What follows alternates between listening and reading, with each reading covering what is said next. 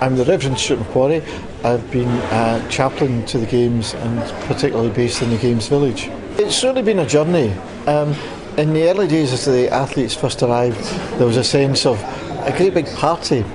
The day before the opening ceremony, things got a bit more subdued, and after the opening ceremony everyone was very, very focused. And just in the last 2 or 3 days, as people have been dropping out of competitions, things have been happening, there's been the return of a party atmosphere. The athletes are the ones who've really had to overcome any spiritual challenges. For the Muslim athletes, the biggest challenge was Ramadan. And Ramadan at this time of the year in Scotland meant that they were fasting from just after 3 in the morning till 10 o'clock at night. But each of the athletes has faced their own spiritual challenge, because I'd see it that it's a challenge of their physical skill, their technical ability, their experience, but also the spiritual challenge lies in this belief: can we do this? Can I do this? Are we as a team good enough to do that? And these are the questions that people ask at 2 and 3 in the morning when you're waking up and can't get back to sleep, the night before a big competition. So I see that as very much a spiritual challenge. And we've had lots of people coming and asking to pray with chaplains.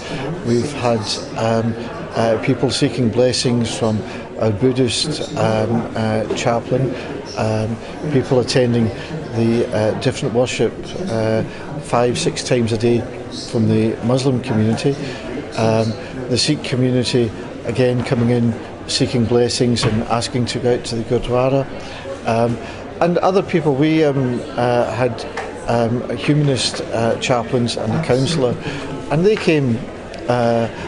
People would go and speak with them. We had a quiet room especially for that. I think it'll be great. I mean, I'm from the East End of Glasgow originally. I was brought up in Easterhouse,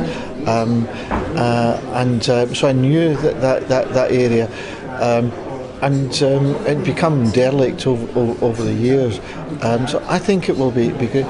It's not just about houses, it's about how the community is formed and how it gels.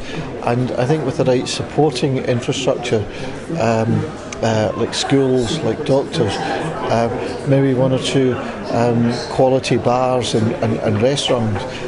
They've got the wonderful park just opening up on the other side of the river with a bridge to take people across. I think it'll be a wonderful community. The chaplaincy that we set up in the village was essentially based on the chaplaincy that I run at Glasgow University, which is about being inclusive, it's about being welcoming, and we've created the opportunities where faith communities can show how they can work together, show how they can be together, and still flourish individually. It's not about creating a kind of faith blancmange of something of everything. It's about allowing the faith communities to be themselves, to be who they are. That's important. You've got a good history of that in Glasgow, but now we've had this sort of bigger gelling together, and I would hope that there would be a Glasgow interfaith council established, and I think we've laid the foundations of that and shown how the faith communities